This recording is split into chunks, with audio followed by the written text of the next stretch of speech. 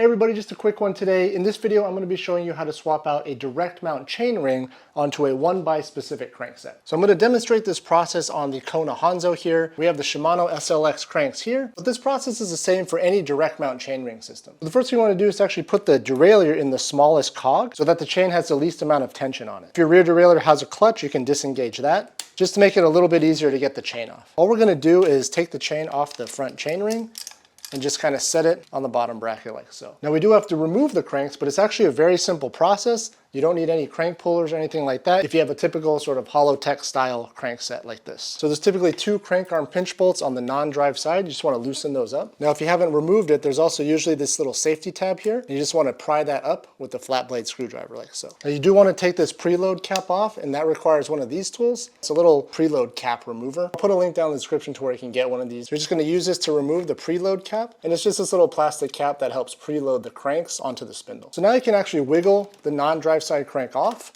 like so, and then just use a rubber mallet to tap out the other side. It's typically a really thin lock ring, so you definitely want to make sure to get the right tool for proper engagement. For the Shimano direct drive system, I just got this tool off of Amazon. It's relatively cheap. I'll put a link down in the description. And these are usually spec'd by the number of teeth as well as the diameter. Now what makes this specific for a chainring tool is that it's got enough clearance to fit the spindle through the backside of the tool, whereas a typical bottom bracket tool like this, which may have teeth that engage the tool, it won't have a big enough cutout in the back to fit over the spindle. So this will just fit over the spindle, like so. You just want to make sure you get proper engagement, like so. Now in some cases, because this hex sort of bolt pattern has to be so large because it has to fit the spindle, typical size adjustable wrench won't actually fit the tool. So in that case, this particular tool has these splines on the outer side that fits a bottom bracket tool, which is kind of nice. So I have the tool engaged for the lock ring of the chain ring, but then I can use this bottom bracket tool to actually engage the tool. So you just want to make sure you have good engagement, and then you should be able to start unthreading it. Like so. And that's what the lock ring looks like for the direct mount chain ring. Very similar to like a center lock disc rotor, same idea. And the chain ring will just come off, and then you can give it a little clean, reapply a little bit of grease. And we're going to be installing this wolf tooth drop stop chain ring, which is a little bit lighter, but mostly I just think this one looks really cool. Now there's actually an offset to these chain rings, so they are directional. In this case, we want to have the logos facing outward. So for the Shimano direct mount system, the pattern of the splines is asymmetrical, and there's this one elongated gap here that you have to line up with the spindle. So we're going to make sure we line that up. So make sure we get all the teeth engaged. The lock ring will slide back on. You could thread it mostly down by hand. Now there is a torque spec on this. It calls for 35 to 50 Newton meters, which is a lot. Basically anytime the torque spec is 40 Newton meters or above, I just pretty much go, really freaking tight. Position your body in such a way that if you do slip, you're not going to experience the dreaded knuckle buster. There we go.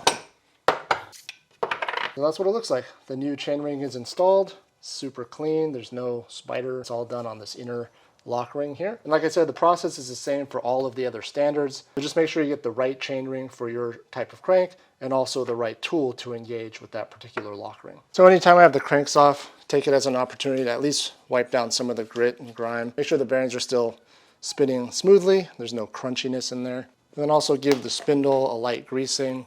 You can go ahead and push the spindle through.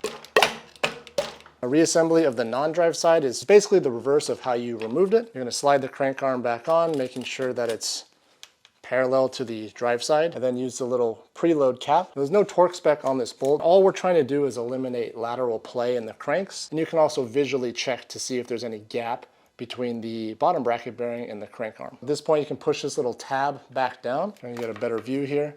Just this little safety tab, you want to just push that down so that it engages the outer pinch bolt. And the rest is pretty straightforward. You're just going to tighten down the pinch bolts incrementally. So as one side gets tight, just move to the other side, tighten that down a bit, which will make the opposing side feel a little bit looser. Just go back and forth like this until it starts to get tight. And then to finish it off, we want to torque it down to 12 to 14 Newton meters for Shimano cranks. Like I said before, just going to go incrementally, like so. Now because we replaced like for like in terms of number of teeth, and we didn't mess with the chain, we didn't even break the chain, All we have to do now is just put the chain back on the chain ring. And then if you disengage your clutch, you can go ahead and re-engage that. And that's it. All right, well, that's going to do it for this quick how-to. If you have any questions, just let us know down in the comments and I'll try and get back to you. Thanks again for watching. Thanks for subscribing to the channel if you haven't already. I'll see you next time.